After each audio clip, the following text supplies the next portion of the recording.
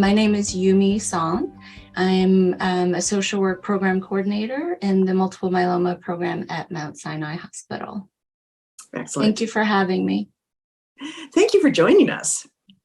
Can you tell us more about the role of a social worker as it relates to myeloma care? Sure. First of all, I feel very, very fortunate to be working in the myeloma program amongst world-renowned myeloma specialists. With a team of nurse practitioners, nurses, transplant and CAR-T coordinators, patient navigators, and our social work team is a team of 5.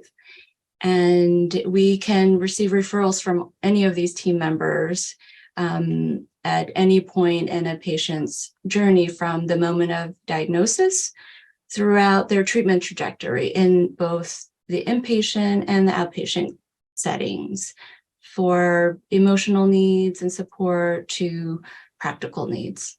You mean when a myeloma patient comes to see you for the first time, what are some common concerns they might be having? That really depends on the patient and where they are in their life situation when they're diagnosed. If they're working, they may have considerations about reducing work or not working or not being able to. A lot of practical concerns may be the first issue that they have to deal with, such as transportation and getting to and from the cancer center now 3 times a week, or navigating the healthcare system for the first time in their life, and insurance, or just coping with the fact that you're now dealing with the diagnosis of myeloma, and what does that mean, and how are you adjusting to this? So it really varies. If patients are facing emotional issues, why is it important for them to speak about it, and what support is available for them?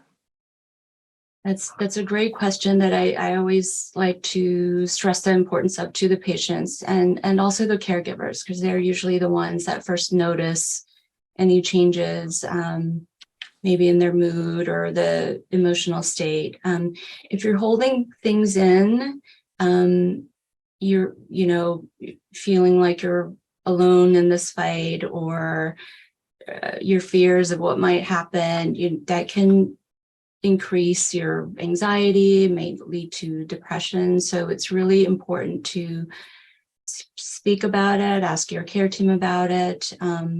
It may be as simple as, that's a side effect of a medication that you're on, and maybe we can reduce the dose, or maybe we can tell you to take it at a different time of day. And that's so helpful to know that there may be help for you. You may be referred to a mental health professional, support groups, and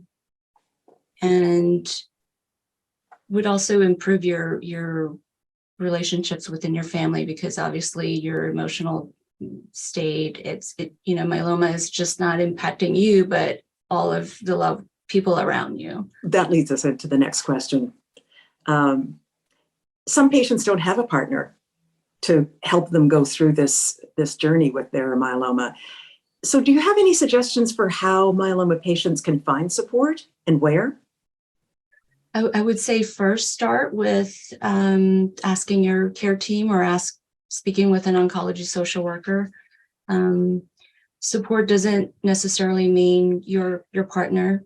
It can be in the form of support groups that are either in person. There are many groups online. It could be a one-on-one peer support, someone who's gone through what you've gone through.